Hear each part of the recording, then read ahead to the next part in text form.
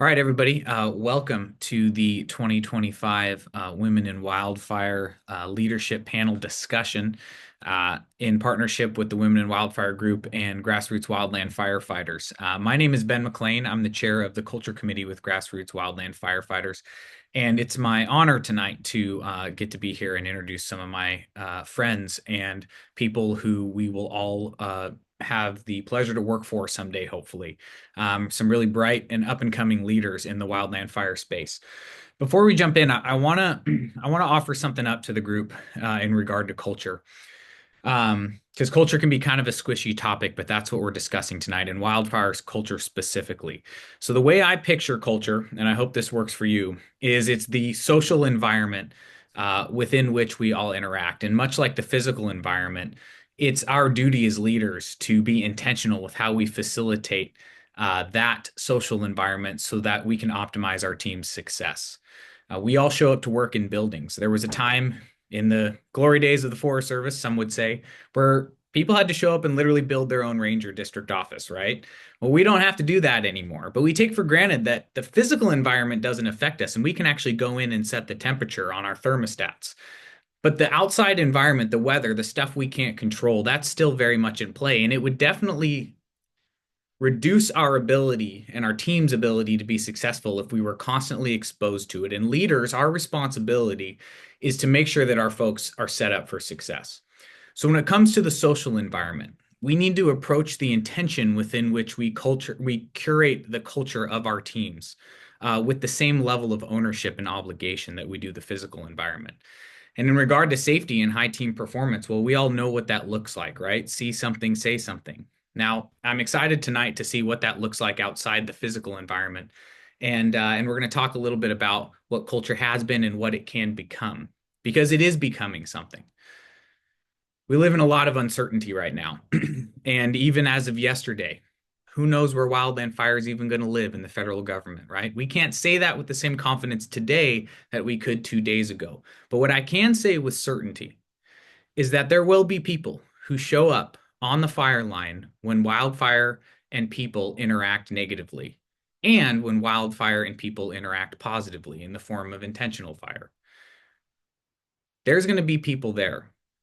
And with the values of duty, respect, and integrity, we as leaders have an obligation to set them up for success. So discussing culture and how we can influence it from the field level, from the ground up, that's not something we need to wait for legislators or policymakers or bureaucrats to tell us how to do it. We get to decide every day with our consistent actions. So without further ado, I'd like to hand it over to Chris and Lily and to introduce our awesome panelists for tonight. Great intro, Ben. Thank you. Hi, everyone. So glad to see so many joining us tonight. My name is Lily Clark. I was in fire for 4 years and got my master's in wildfire social science and now write wildfire policy. So really honored that I get to continue to be in awe of all of those still out on the line, and love to pass it over to Chris.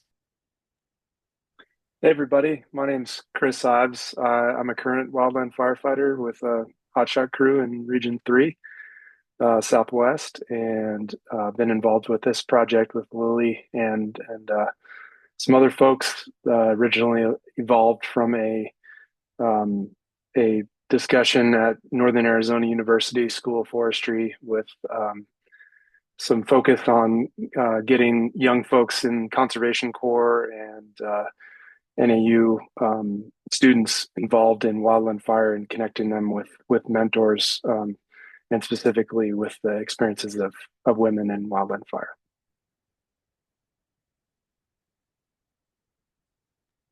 Great. Thanks, Chris. Panelists, we'd love you to give an introduction to yourselves. Maybe start with you, Kelsey.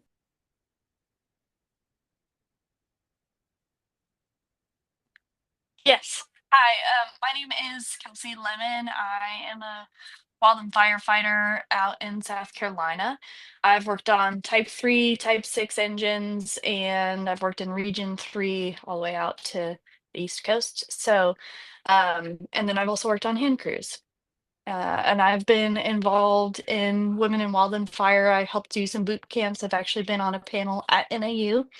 Um, and been really getting involved with a lot more leadership type things within the force, as well as helping to educate the public all the firefighters. Thank you, Kelsey. We're cutting out a little bit at the end there, so hopefully we can keep you during the panel. But and thank you for dropping that question in the discussion, Josie. I jumped the gun.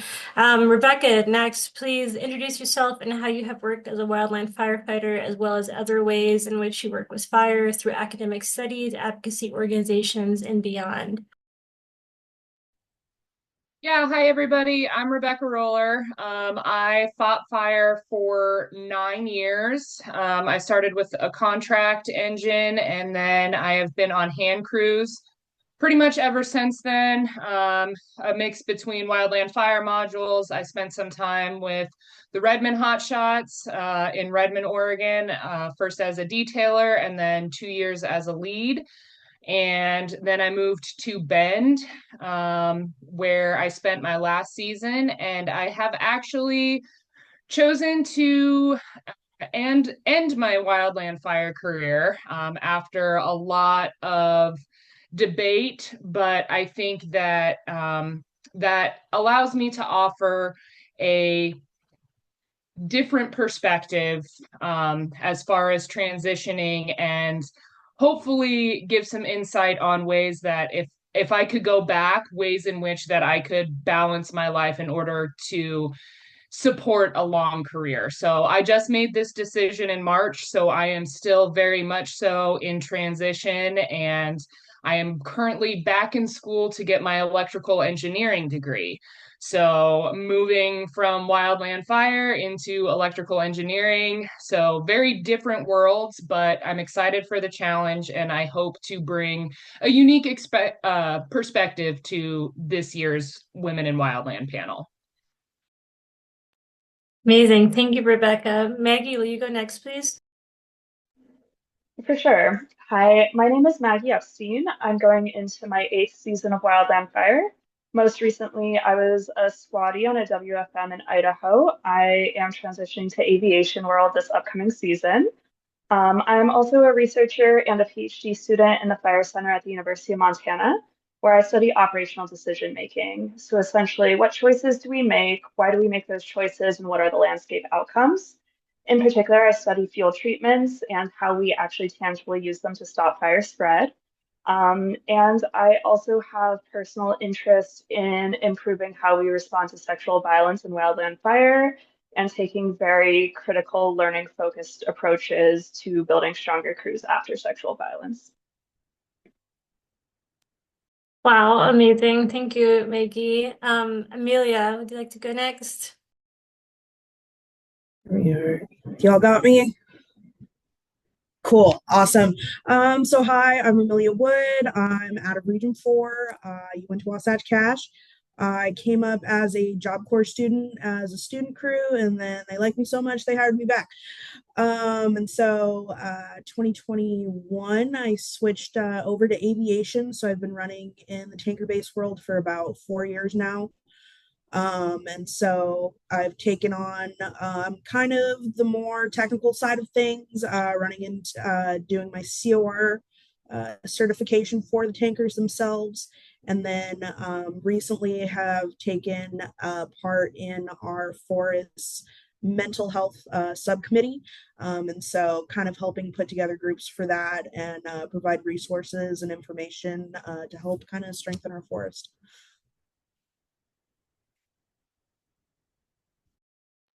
Great. Thank you, Amelia. And Bray, please go ahead. Hi there. I'm Bree Strobel. I am currently employed as a Handcrew captain in Region 6. I started fire in 2015. I've worked on Handcrews, engines, did helitack, worked for Baker River IHC for a season, and yeah, now I'm back in Type 2 IA world. Yeah. Besides that, and those operational roles, I also was serving as a Region 6 representative to the Women in Wildland Fire Advisory Council, which was a national effort focused on the recruitment and retention of women in wildland fire. And it's currently on pause, but hopefully we'll be able to pick up that work again here soon in the future. Great. Thank you, Bree. I believe that was all the panelists. And without further ado, take it away, Chris. Awesome. So we'll get into our meat of the evening here and some of the questions that pertain particularly to why we're all here. As a question is asked, anyone in the panel, feel free to answer, and we'll just try to be respectful of each other, making sure that everyone gets a chance to add their perspective. So not every panel member needs to answer each question, but as you feel inspired, please, we'd love to hear what you think. So we'll start with what do you think duty, integrity, and respect, the organizational values that we all know, has meant as a widely accepted doctrine? And what would you like it to mean in relation to wildland fire culture?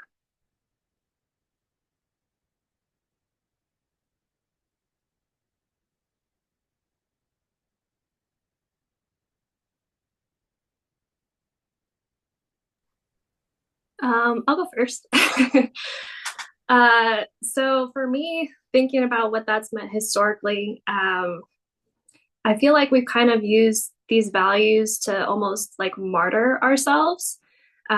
We use it to disguise a lot of problems in our culture. So it's like specifically with duty, I think we use it as like a form of self-sacrificing in a way to like justify burning ourselves out. And that's, the expectation that you're showing up every day during the season and you're no days off, no matter what you have going on in your personal life. You're not going to weddings, you're not going to funerals, like forget about the family vacation. You're here, this is your job, it's your duty to show up 100% of the time, no exceptions. And I think moving forward, we can use this language of values to help reorient ourselves. So if showing up for work is you fulfilling your duty, how are you showing up for work? What are you doing to take care of yourself so that you can continue showing up for work, not just this season, but seasons moving forward? And I think in particular, using that language of values can be really powerful as we're, confronting maybe leadership that's not supportive of that work-life balance, tying it back to those values as a justification of like, hey, like, I want to be here. I want to fulfill my obligation to you, to the crew, to the guys. Like, I want to show up and do so in a way that's me living through integrity. I need to be taking care of myself so that I can show up 100% here and not that slow taper of burning myself out because I'm showing up every day and I'm doing my duty. But using that language to be able to make our argument for a culture shift. Man, Bree, I'm glad you said that because I was thinking along the same lines, and I was thinking about the weaponization of duty, integrity, and respect, and the way that we sometimes, I remember in my first years with the Forest Service, we would sit down and they would have us as first, second years talk about duty, integrity, respect. And same thing over and over, like duty means you show up, you don't let your crew down, you don't let your people down. Like if you want to do well in this world, then you have to show up and you have to sell your soul to this job. And I specifically think about, you talked about these being the values of the Forest Service, but we never talk about what the values of the people working for the Forest Service are. You show up to work and the Forest Service is like, these are our values: duty, integrity, and respect. This is what they mean, and you will live by these. But we don't take the time to talk about and think about what the values of the people working for us are.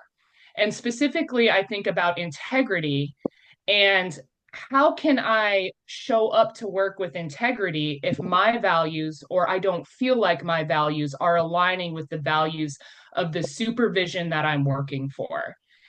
am I living with integrity?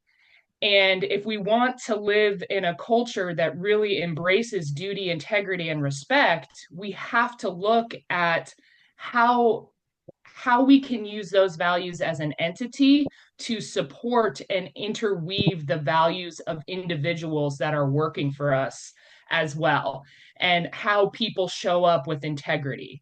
And sometimes that integrity means I need to show up for my family. I need to show up for me, and it doesn't mean selling my soul to you and the Forest Service and the fire community. So I'm really glad you came out and said that, because that's exactly kind of how I was feeling. And we really need to work on within the Forest Service not weaponizing duty, integrity, and respect, but learning how to weave that in to the values and understanding the values of the people that work for us as well.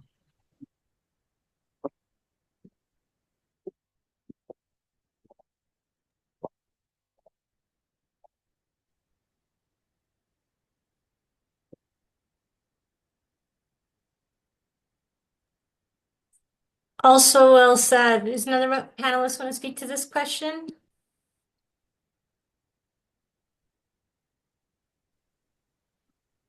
No, agreed and very well said.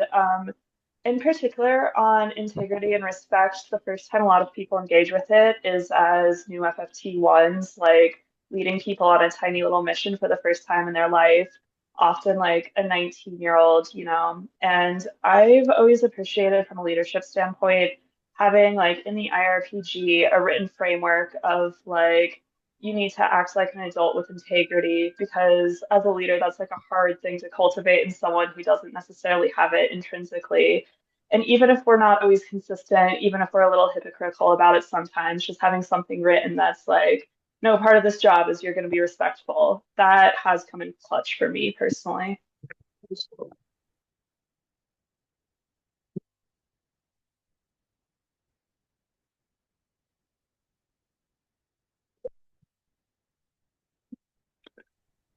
Great. Thanks all for your answer to that question. We'll go ahead and move on to the next one. Lily?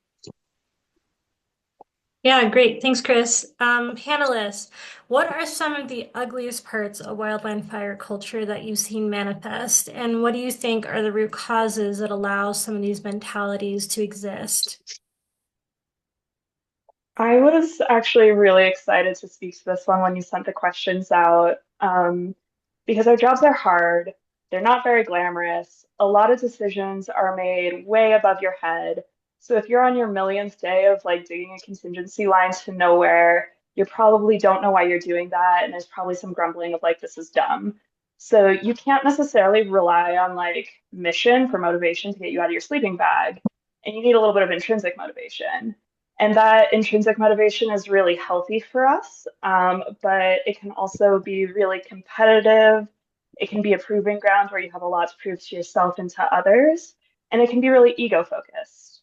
So the worst part of wildland fire culture to me is the gap between an ego-driven firefighter and a really effective firefighter, where particularly on type 1 resources, because that's what I know to speak to, an ego-driven firefighter is really fast and they're strong and they can run a saw all day, but they're not necessarily smart and they don't necessarily treat like people well. So we as a culture can use that as a justification to punch downwards quite a lot. We talk so much shit. We have like those crews or those people or those groups of people who we think we can just punch downwards on. And that's really ugly sometimes. It's also not super kind to ourselves because if your entire self-esteem is based off of how fast you can run a mile and a half, like that's going to be really tough for you when you get hurt. That's going to be world shattering. We also, the inverse of that, we use it as an excuse for a lot of bad behavior in fire. So there's a lot of like, he's a good firefighter, so he can do whatever, you know. I worked on a crew that did have an instance of sexual violence. And when that went through trial, that individual wasn't allowed to leave the state. And there was a lot of like, he's a good firefighter, but it's like the lowest bar of our job is being able to get in the truck and drive to a fire. And if you can't do that, like you're not effective, you know? And so it's the gap of like what's an effective firefighter versus our cultural stereotype of a good one. And the like actual work of being an effective firefighter is really quiet sometimes. It's just like laying down the bricks of your own fitness, your own technical skill, your mental resilience. And we don't necessarily incentivize that work in my mind.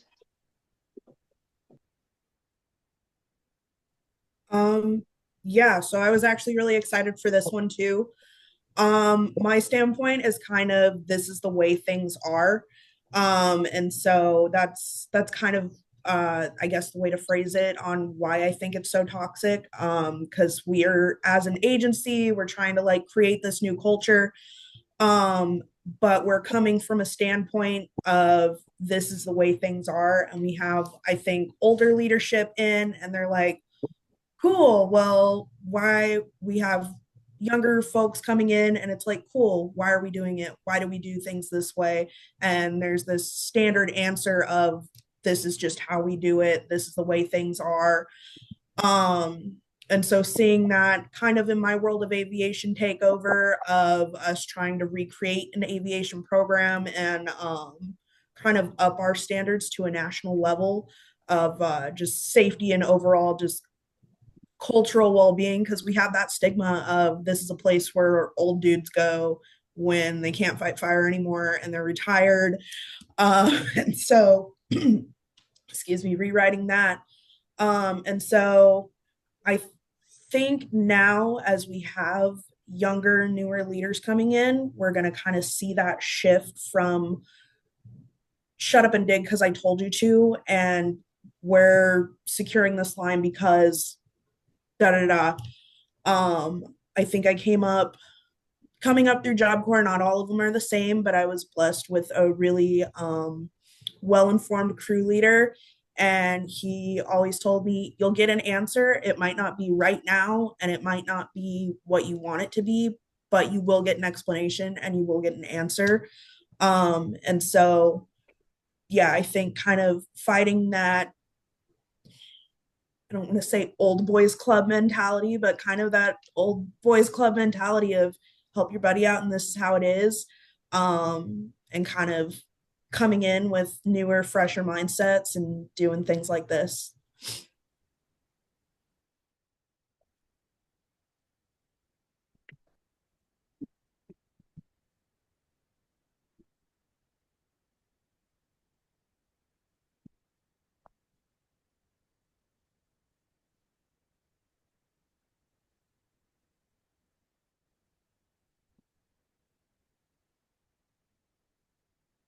Am I unmute? Oh, Kelsey, you're breaking up a bit. Maybe if you just either turn off your video or turn off everyone else's video, we could hear you. okay, I'll try turning mine Oh, off now and it's see how that good. works. Yeah, that's good. We can hear you well now, I think. Well, we'll stay with no video for the moment. Sorry.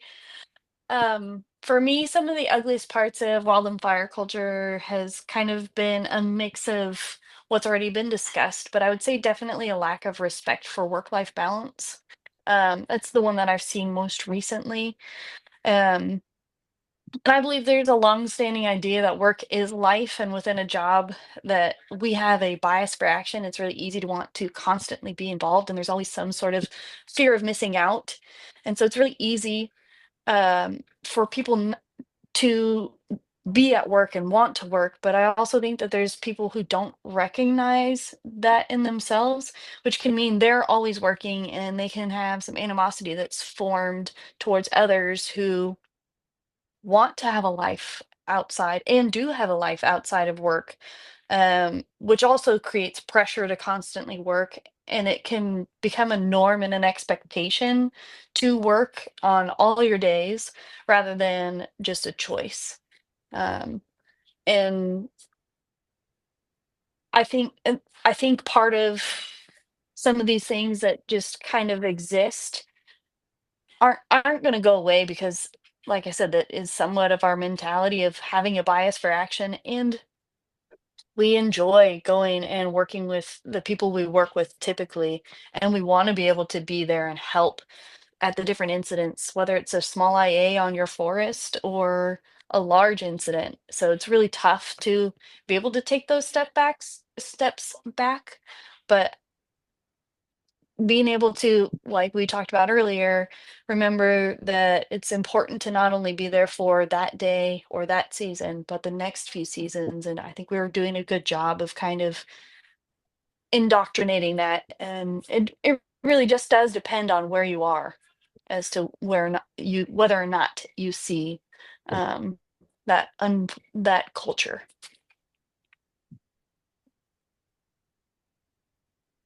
I think I'd like to speak to that a little bit as well, because I think that had I figured out how to have a better work-life balance and how to say no, that I probably wouldn't have drained myself beyond coming back. I didn't learn that. Firefighting was actually my second career. I was in insurance before I started in fire.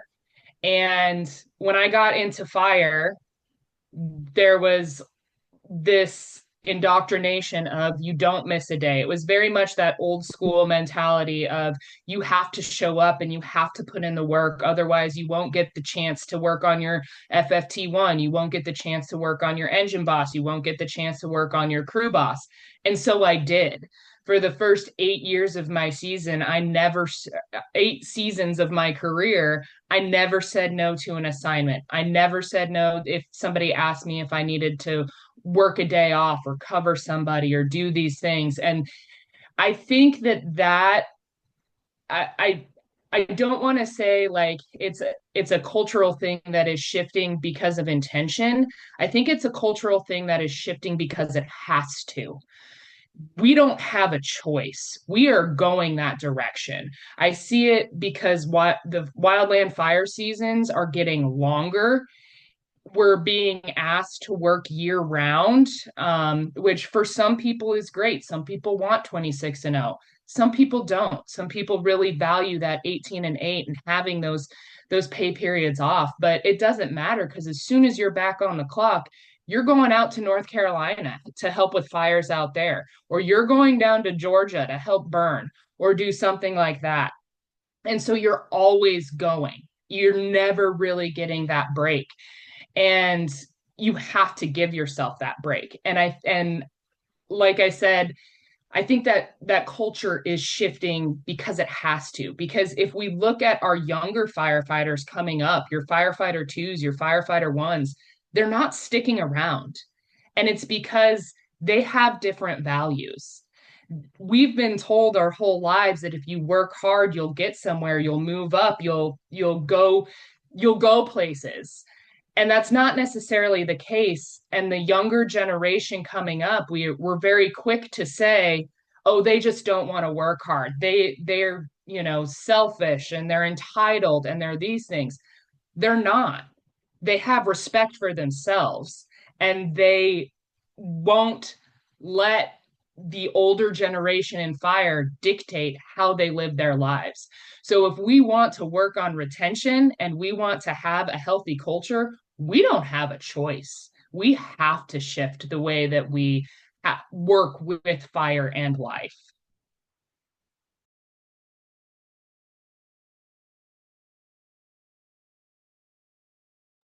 Yeah, jumping on that thread as well.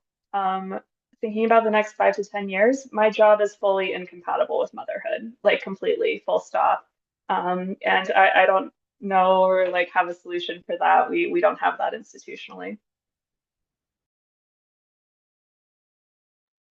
Yeah, that was one of the projects that I was working on with the National Advisory Council, is just the lack of resources and options we have, in particular for mothers, but just for new parents in general. I think most people probably work someplace where like, oh, congrats, like you're having a kid, that's exciting. People are excited for you. But the actual reality that parents are faced with and trying to figure out how to continue to fight fire and balance parenthood, we don't have that as like a cultural institution. Like there's not the support. And even having things like paid parental leave and, you know, there used to be telework and other options. Those are moving away. There's just this kind of question mark over, okay, so you have a kid, now what? Like, what does that really look like? And if you don't move back into an operational role, what's available for you? And without just getting put into a secondary fire position willingly or unwillingly, like there's not clear options for people. And in particular, if you want to have more than one child, like potentially being out of an operational role for multiple years in a row, like we just don't have anything to support people in that position. And effectively, like the people at the feeling the brunt of that are women.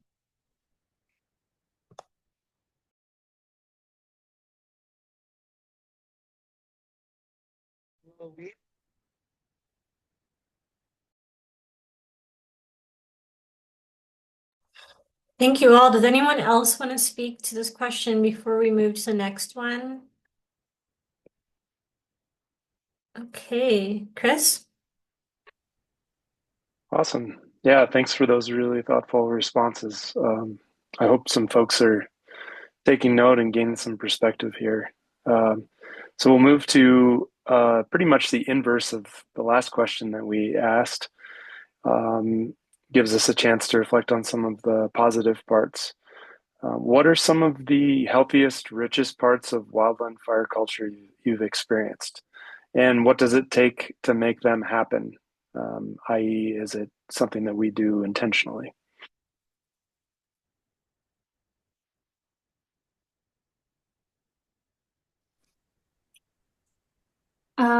Yeah, so I'm a hand crew person. So for me, the first thing that came to mind was that crew cohesion, that team dynamic. Um, and I think, you know, when you get in that flow state with your module, you're doing something, maybe it's complex and everybody knows their role, knows their task, the communication's flowing, and it just feels really smooth. Um, that's one of the best things about our culture is getting to that point, and those moments where you feel that kind of flow. And I think it's 100% intentional. It starts from the leadership and it works its way down through the crew. You're setting the tone as the leader for what the culture is going to be like, how people will communicate with each other, what respect looks like on your crew. And for me and my crew, we start that with during our critical, we have a conversation about values. We've talked about it so much already this time, but yeah, we talk about values, starting at the personal level and then trying to find common ground, and those become our crew values for that season. And then I have a clear list of where I can go to motivate people and what actually drives them and why they're showing up for work. But also it's starting to have those conversations where we can build that trust with one another. And it gives us room to be able to bring hard things to each other. We talk about transitions in fire season and how we deal with those transitions and in all the way through the off season. And so we're having that conversation in the first week with brand new firefighters about like, hey, like there are hard moments in this job, but this is a space where we can talk about that. And then if you have stuff happen over the course of the season, you have something bad happen, you have had this conversation as like a touchstone to go back to. Hey, remember when we talked about values? Like this happened and we're going to talk about it. We're going to sit in the dark place and we're going to discuss it. And you feel like as a leader, you have a leg to stand on because you've already broken the ice there when it comes to having those hard conversations about what do we value and giving each other that space to be able to be open and honest about those things. So that's one of my favorite things about fire culture is that crew cohesion, and it's, yeah, I think 100% it has to be intentional.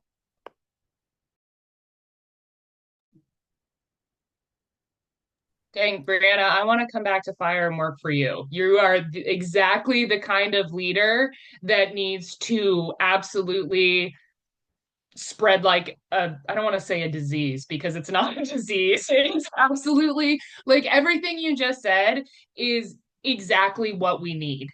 And I think that it's fantastic that you do those things because I'd say the same thing. People are the best thing in this job. They're the hardest thing, they're the most complex thing, but they are the reason that I kept coming back, and the relationships that I made. It does take effort. It does take intention. It does take all those things, but it's so worth it.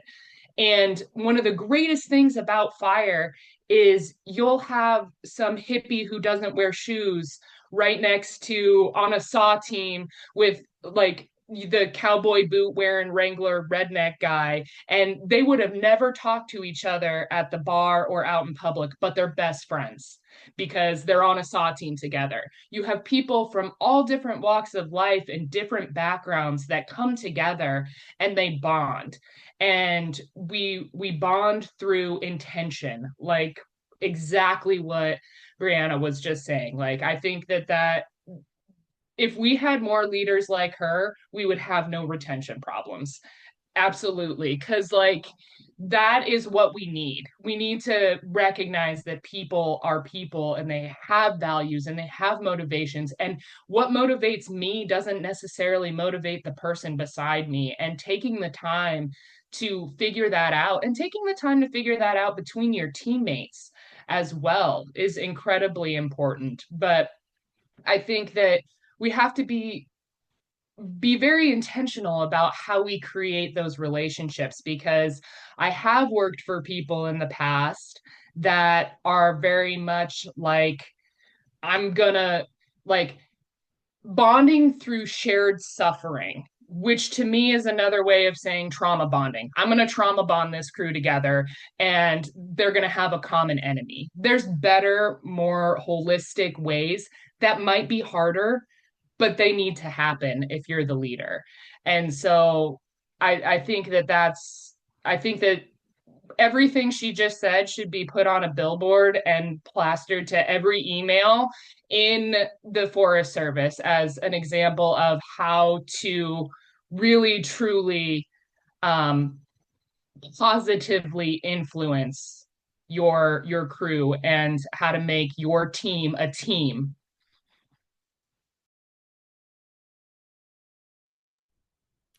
I Yeah, kind I'm gonna. of, oh, Oh, sorry. Go ahead, Amelia. oh, oh, sorry, Kelsey. Yeah, I think the people coming from crews, but also like you have your individual crews and you have fire as a community. Um, I know at least on our forest, you'll go through some of the biggest hardships, you'll go through amazing wins, and yeah, we all have like our little tiny issues with each other and we butt heads and we don't agree on everything, but the love and the support that fire as a community offers to each other as its like just individual members, whether it be pulling together cash for somebody's cancer treatment or trying to figure out what we're gonna do for the mom on maternity leave who's ran out of leave, shouldn't be a thing, but it happens. And so just that sense of community that I think we all kind of, it lies deep within all of us, and you might not think that you have it, but it's there. Because, like, when somebody on your crew has something happen, like, first response, what can we do for you? And so I think now with our changing times, as we feel like our agency and our government might be like failing us in some areas, we have this community of people that are just here to kind of like uplift and like, we might be trauma bonded a little bit, but we're getting through these rough patches together. um so yeah, I can't preach more about the community. I think it's one of the best things.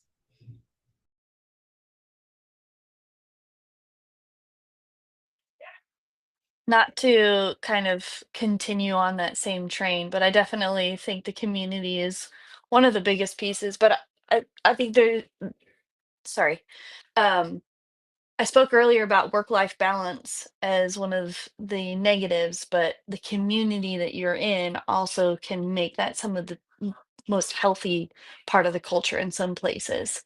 Um, and I can in addition to that, I'd say a teaching and supportive environment is one of the richest parts that I've experienced of having a supervisor who is really actually interested in having you learn not only about yourself, but fire and how to become a really great team member, but also a leader, because both of those things are really important in this world of fire, but also in general.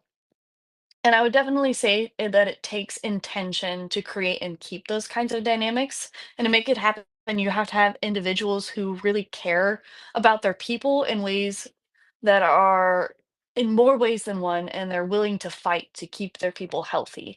Just kind of rolling it all together. And the culture is the really important piece. Yeah, I promise we didn't coordinate this in advance, but I was also going to say the best part of fire culture is the people and the relationships.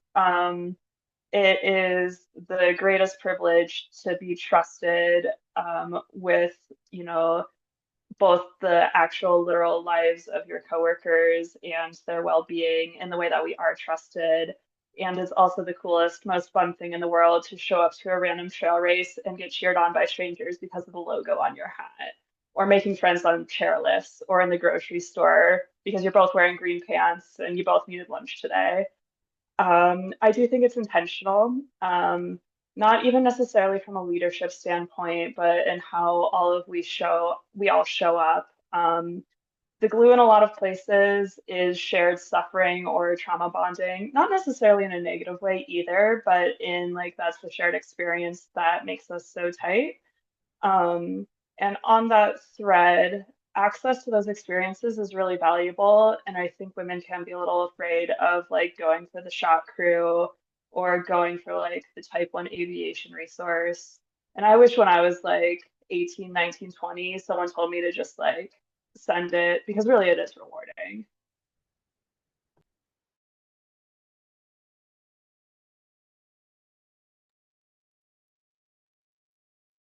Awesome. Thanks, everybody. Does anyone else have any last comments on that question? All right, so we're going to move on to a final question, and then we'll take some questions from the chat. So make sure, as Lily mentioned in the chat, to drop in any questions you might have. So I'll pass it over to Lily for the next and final question. Thanks, Chris. All right, been loving your conversation discussion. So excited by the notes I get to take. And finally, we'd love to hear what opportunity do you see in the creation of a national fire service, and what are your concerns?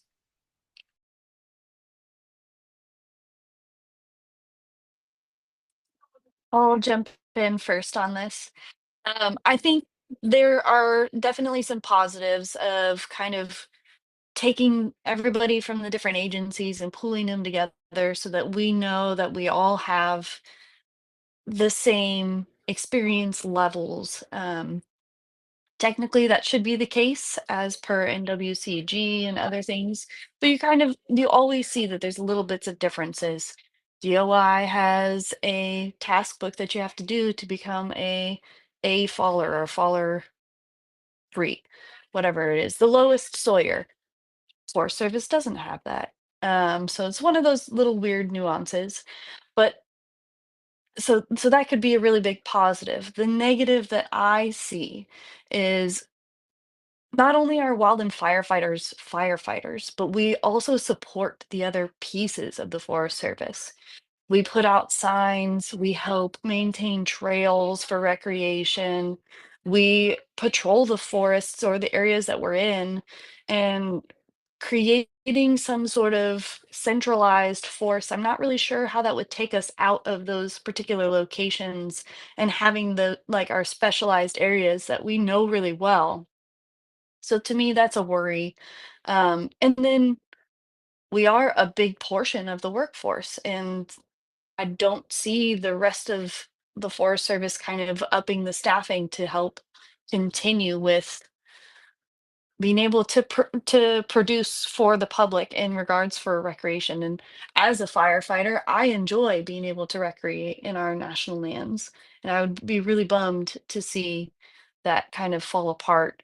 Plus, it's really cool to be able to learn about the forest in a way that isn't only fire. Those are my opinions. Yeah, I would have to agree with that. I think that to add on to that, not only do we help other areas so much, but I've never gone a summer without having militia come out and fight fire with me.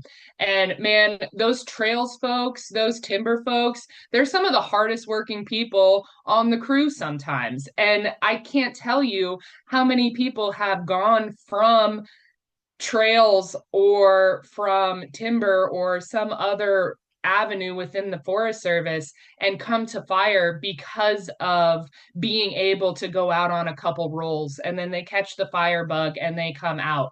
How many of those opportunities are we going to be missing out on to recruit really, really great people that just were afraid to apply for fire or didn't think fire was for them? So they went out on an assignment and then they decided they liked it. And so now we have a really, really great fire person on our crew that didn't start in fire because they didn't know. So I agree with you that I think that there are definitely some positives as far as training and funding and standardization, and knowing that if you get an engine captain or an assistant engine captain, they have the same experience and quals across DOI and Forest Service. But I think that the way we help maintain our forests and then the way that other Forest Service employees support us will be a huge hit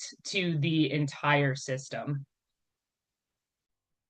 Yeah, to build on that, I have similar concerns.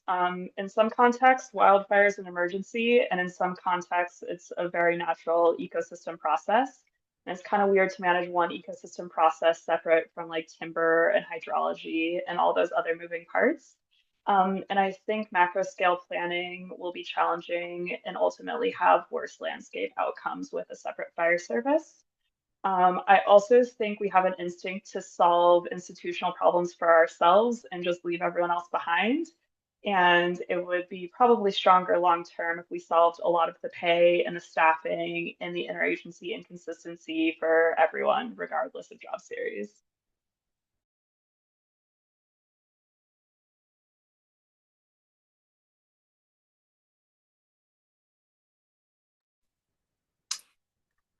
So for me, one of the things I thought about with this question was when I was working on the Women's Advisory Council, one of the issues we faced is, well, maybe we'll be able to do something for this agency that we're working for, but what about all the other agencies that we're not working for? And if we fix one problem here, like we're not really doing that much in the grand scheme of things. But trying to create that kind of institutional change across multiple federal agencies simultaneous is really, really hard. So that was one of the positives that came to mind with maybe having one big fire agency. Like we said, being able to set standards and policy for one agency is a lot easier than trying to do that interagency coordination. So that could potentially be a positive. I think I have pretty similar concerns to what most of the other people have said. But the thing for me is like where does prescribed fire fall in this, and separating us from our landscapes and the other natural resource departments. I do think that's going to be pretty hard to overcome and get that good fire on the ground at the rates that we are currently and how we're still not meeting our goals. I think it's going to make it harder by separating fire from the rest of the land management actions.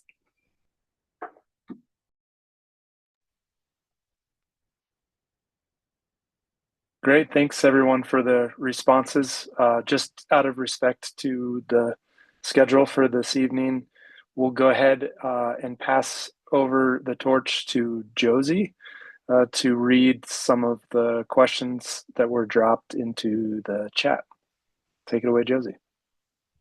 Thanks, Chris. And thank you, panelists. This has already been an incredibly fruitful discussion. I'm sure will continue to be. I have one question from someone that says, how and what can I do as a woman lead on a crew to keep the younger generation and specifically girls? Are there any specifics that work for anyone here or that you have seen work? Yeah, question about retention.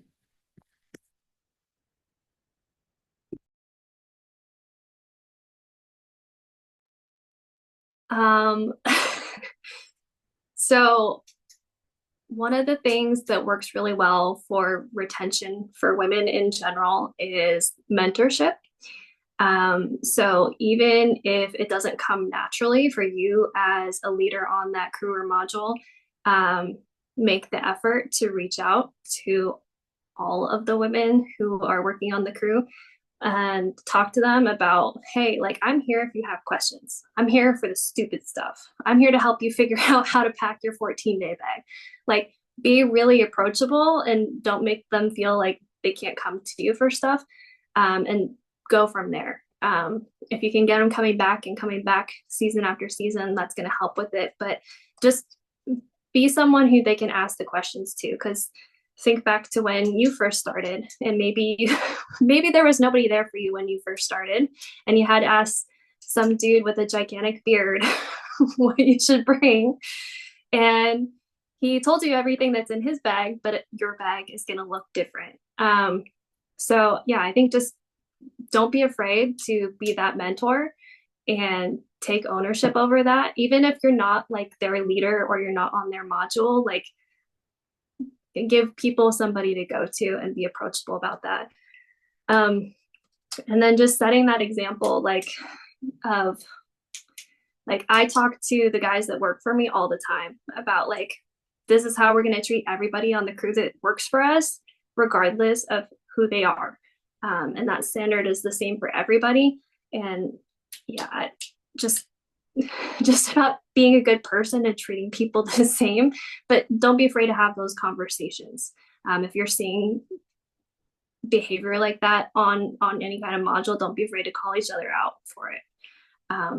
But yeah, I think the big thing is mentorship. As somebody who came up and really didn't feel like I had that, that's like a really big thing that would keep people coming back year after year. And that's something that I'm trying to build in my programs as I move forward in my career.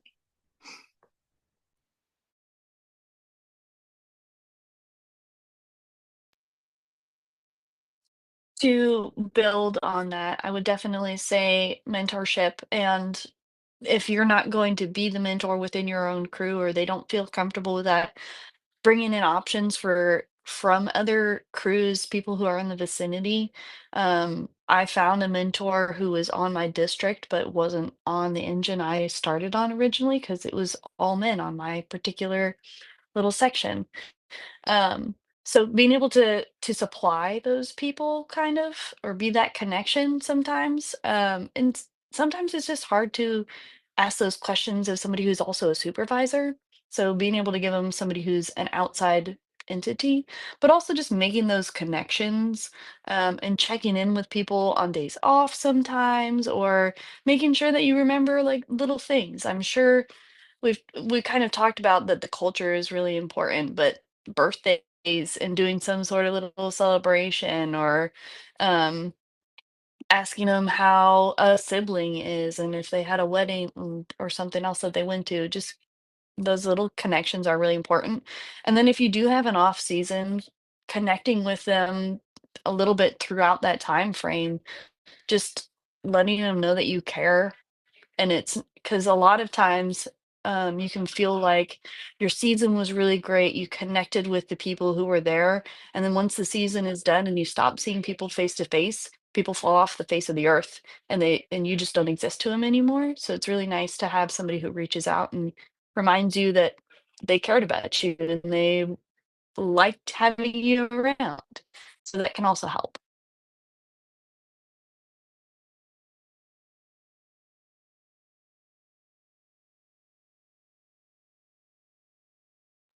Yeah, that's awesome. Thank you. Does anyone else want to jump in on that, or I can move on to another question? All right, this one's going to be kind of a two-parter. We have two questions that go pretty well hand in hand. Um, how can someone get more involved with groups like Women in Wildland Fire so that if they do happen to be on a crew that's not super intentional or supportive, they still have that support in other places?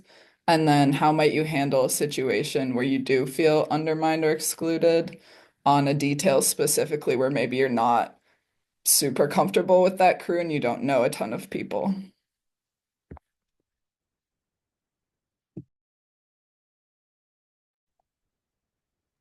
I think I can speak to the second part of that question with if you don't know a ton of people and you feel undermined and excluded, and it's difficult and it's kind of a challenge, but remain authentic. Really, really search for what it means to be authentic, because part of the reason that maybe sometimes you get undermined or you feel uncomfortable is because you're not being true to yourself, and people can sense that. And it's difficult. It's very difficult, especially as a woman, because I think probably most of the panelists here and a lot of the women in the that have joined have probably been the only woman on the crew, the only woman on the engine, maybe the only woman on the entire fire line. And that's not an easy thing to really explain how that feels. But if you try to be somebody you're not, to be, I started being so much more successful in fire when I stopped trying to be one of the boys and I was a woman in fire. That helped me so much and helped me connect with the guys as a woman in fire, not as one of the boys. So that would be my suggestion to you, is make sure that the way that you're showing up every day is authentic. And it sucks because there have been times where I'm undermined by people that I just met just because they don't think I can, and they don't think that I do know what I'm talking about, when in reality I do. And some of that stuff you have to let just slide off your back. But as long as you continue to show up and say what you need to say and be authentic in your approach, people will respond to that. Yeah, I would also like to speak to the detailer question. I have similar thoughts on it as Rebecca, because I've had the same struggle where you show up to a crew and they're not treating you well, and you're like, is it because of my gender? Because it feels a little gendered. Is it because this is just their culture around how they treat fills or detailers, where there's like a little bit of like new person hazing? Or is there something in my behavior that I need to fix to like fit in with this crew right now? Or like, am I not picking up on some like implicit rule or something like that? And so my advice in that situation is to keep treating people well, because as a detailer or as a fill, you're on a job interview. Like that's what's happening to you right there. Keep self-reflecting on what can I control in this situation to show up in a good way. And then if they don't treat you well, it is a two-way job interview. You're allowed to smile and say thank you at the end and be like, I hate these people and I'm never coming back. And that is acceptable as well. And that's a learning experience.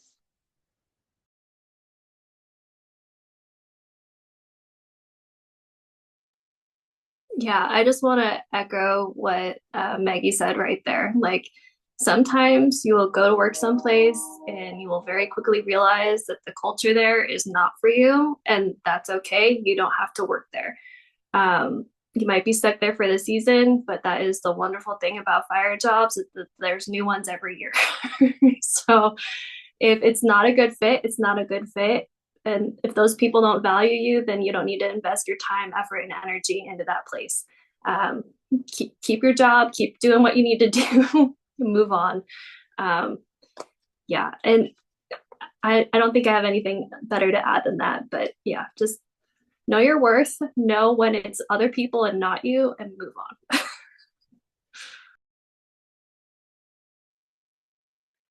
Josie, can you remind me what the first part of that question was? Was it how to connect with women outside of your crews if you don't have anybody at your district or whatever? Yeah, it was how can they get more involved with groups like Women in Wildland if they don't have someone like that on their crew? Okay, gotcha. So for me, the way I kind of got involved was actually knowing the force I started on had some boot camps.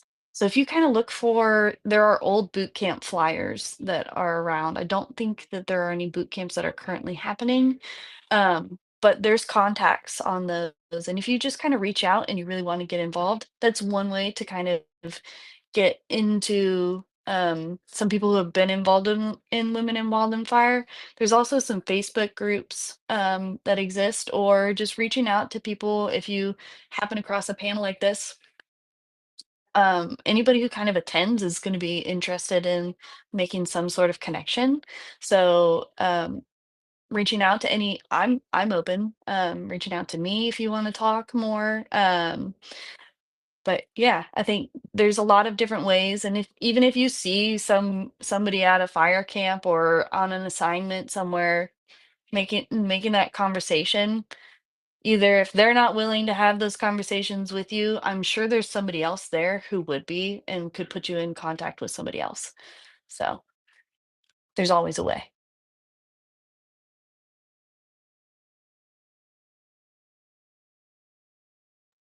Awesome. Thank you, everyone. Those were really thoughtful responses. And sorry to others who had additional questions. We couldn't get to everything, but Lily just put in the chat if you want to follow up with someone, send an email to that email. And then I'm going to pass it back to Ben to close us out.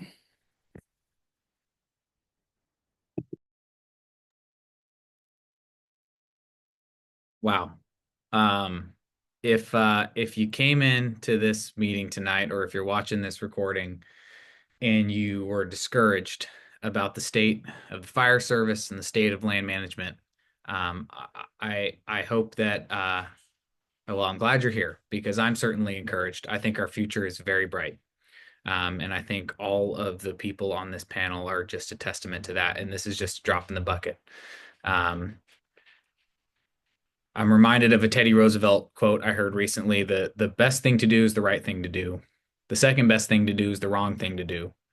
The only wrong thing to do is nothing at all. Uh, it was said in a bunch of different ways, but know your worth, do something, keep pursuing what you know you deserve, because that's what the public deserves. We have a set of values. We have personal values and organizational values. And by showing up, we live those values. And your consistent behavior is what defines you, not the mistakes, not the sometimes things. And no one expects perfection. So thank you all for being here tonight. I'm really excited about what the future holds.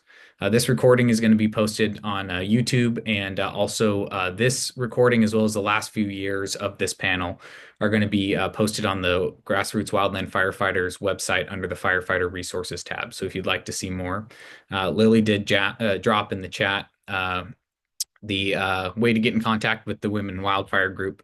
And we also have a Grassroots Culture Committee email. It's going to be grwff culturecommittee@gmail.com. This is Grassroots. This is what it looks like, folks. Nothing about us without us. So if you reach out, we don't have a super awesome baked in org all across the country, but what we do have is the relationships that make the fire service great. And we'll do everything we can to get you connected.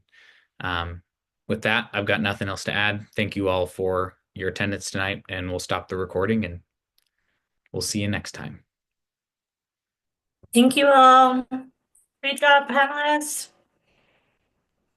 Thank you. Thanks for having me.